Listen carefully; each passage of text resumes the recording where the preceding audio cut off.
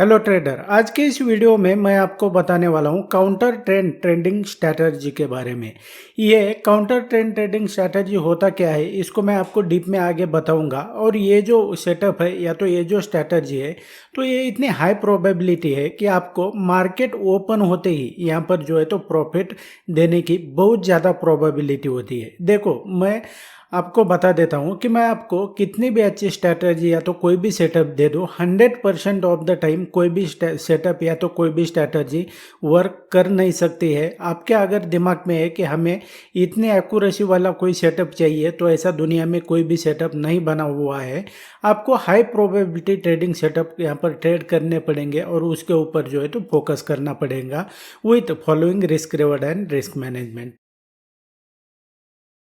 And यहाँ पे अगर देखेंगे ट्रेडर, तो सबसे पहले ये समझ लो कि ये काउंटर ट्रेंड होता क्या है।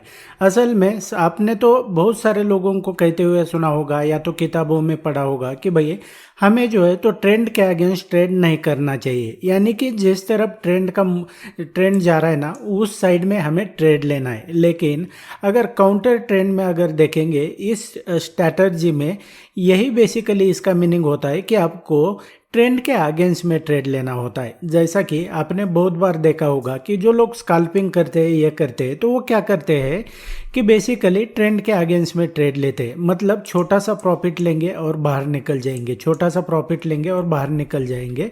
जैसा कि होता है ना, अगर मान लो अब ट्रेंड में प्राइस चल रहा है, तो प्राइस कभी भी ऐसे एक लाइन में ऊपर जाता है क्या, या तो एक लाइन में नीचे जाता है क्या? ऐसा बिल्कुल भी नहीं होता है। तो प्राइस क्या करता है कि बेसिकली प्राइस ऊपर जाता है, थोड़ा प्राइस ये पुल बैक लेता है जिसे हम लोअर लो कहते हैं, फिर से प्राइस क्या करता है कि ऊपर चला जाता है जिसे हम हायर हाई, और ये फिर से थोड़ा प्राइस नीचे आता है और ये लोअर लो लगाता है। इस तरीके से प्राइस ऊपर जाता है। अब ये काउंटर ट्रेंड होता क्या है असल में, कि हमें जो है तो क्या करना होता है, जो लोग इसको यूज़ करते हैं उनके लिए बता रहा हूँ, बाकी मैं सिर्फ आपको ये समझा रहा हूँ। बाकी जो सेटअप है ना, मार्केट ओपन होते ही कैसे आपको ट्रेड करना है, ये मैं हाई प्रोबेबिलिटी सेटअप बता रहा हूँ। इसका मतलब ये नहीं है कि आपको ट्रेंड के अगेंस्ट में जा रहे हैं मतलब लो प्रोबेबिलिटी है, ऐसा बिल्कुल भी नहीं है। ये सिर्फ मैं आपको समझा रहा हूँ कि ये काउंटर ट्रेंड होता क्या है, कि मतलब अगेंस्ट आपको जो ट्रेंड होता है तो उसके अगेंस्ट में आपको ट्रेड लेना होता है। लेकिन हम क्या करते हैं कि ये लो प्रोबेबिलिटी वाले सेटअप यहाँ पर ट्रेड करते हैं। हमें हाई प्रोबेबिलिटी का सेटअप यहाँ पर ट्रेड करना है, जिसमें जो है तो बहुत कम संभावना हो कि भाई हमें जो ट्रेड ले रहे हैं तो उसके फेल होने की, और मोस्ट ऑफ टाइम जो है तो वो हमारे फेवर में काम करना चाहिए।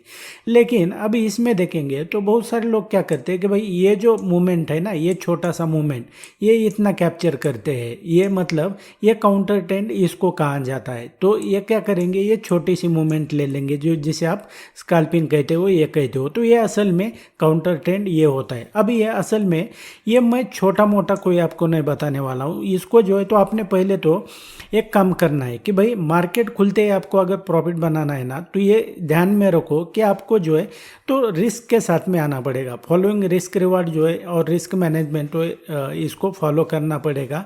और कितना भी अच्छे सेटअप दे दो, 100% ऑफ द टाइम वर्क नहीं कर सकता, इसको आपको ध्यान में रखना पड़ेगा। अब मैं इसको हटा देता हूँ और ये सेटअप जो है तो कुछ प्रैक्टिकल चार्ट के साथ में यहाँ पर मैं बता देता हूँ। अब यहाँ पर देखेंगे तो वन बाय वन मैं क्या करूँगा कि आपको ये मैं चार्ट जो दिखा रहा हूँ, तो ये निफ्टी 50 का 15 सितंबर का जो है तो ये चार्ट है। अब यहाँ पर देखेंगे जब प्राइस गैप अप या तो गैप डाउन ओपन हो जाएगा ना, तो उस कंडीशन में अलग यहाँ पर उसकी सिनेरियो है, तो उसको मैं आगे बताऊंगा आपको। लेकिन जब मान लो प्राइस क्या हुआ कि इस लेवल पर क्लोज हुआ है ना, और समथिंग किसी इसी लेवल पर नज़दीक ओपन हो जाता है, तो ये आपके लिए परफेक्ट कैंडिडेट है। फिर तो हमने क्या करना है कि भाई आपने ध्यान में रखना है कि जब मार्केट क्लोज होता है ना, तो उसका लास्ट का आधा पौन घंटा जो होता है, तो वो देखना है कि आपने प्राइस क्लोजिंग किस तरफ दिया है। इसका मतलब क्या है कि जैसा आपको प्रैक्टिकली इसको मैं बता देता हूँ।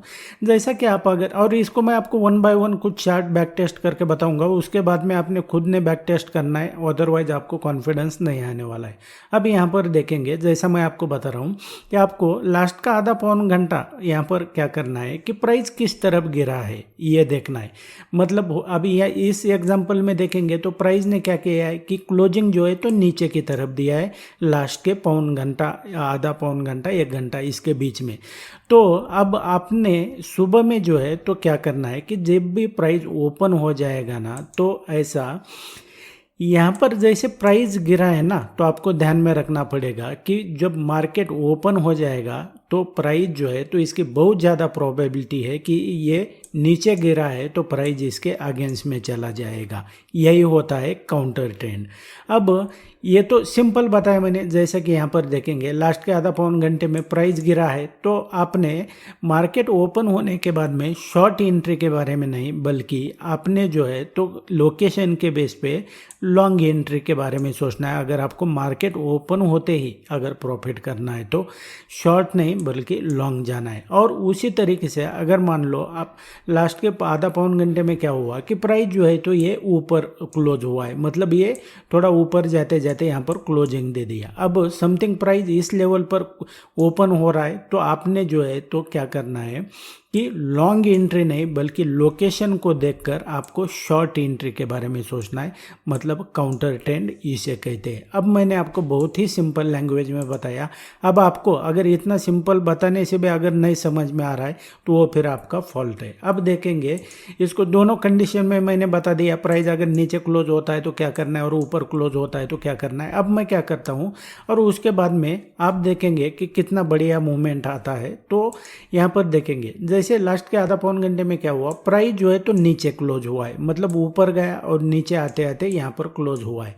तो प्राइस ने जैसे ही प्राइस ओपन हुआ तो आपने शॉर्ट नहीं बल्कि ये प्राइस ये ऊपर चला गया। ये मैं आपको सितंबर का बता रहा हूँ, ऐसा कोई सेलेक्टेड चार्ट नहीं है, इसको 1 बाय 1 मैं आपको ये करता हूँ। अब यहाँ पर देखेंगे जैसा मैंने आपको कहा कि ये gap up gap down open होता है तो इसमें जो है तो अलग सिनेरियो होता है, उसको मैं किसी और वीडियो में मैं आपको बताऊंगा। तो ये गैप अप गैप डाउन के बारे में अभी हम इसमें बात नहीं करेंगे क्योंकि ये अलग तरीका है। अब यहाँ पर देखेंगे जैसे यहाँ पर देखते हैं लास्ट के आधा पौन घंटे में क्या हुआ है कि प्राइस यहाँ से लगातार ऊपर चला गया है, इतना बड़ा मूवमेंट दे दिया।